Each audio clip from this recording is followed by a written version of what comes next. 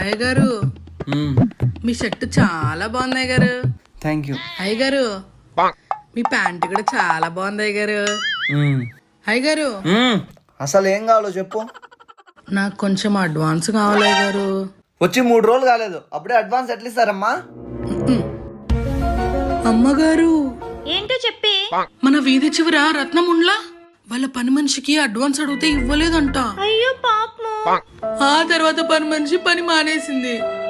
ఆ తర్వాత ఇంక నేను చెప్పలేను అమ్మగారు. టెన్షన్ పెట్టకే, ఏమైందో చెప్పు. పని మనిషి ఆపేశాక రత్నమ్మ ఇంటి పని అంతా చేసి చేసి లాస్ట్ హాస్పిటల్ పాలైందంటమ్మా.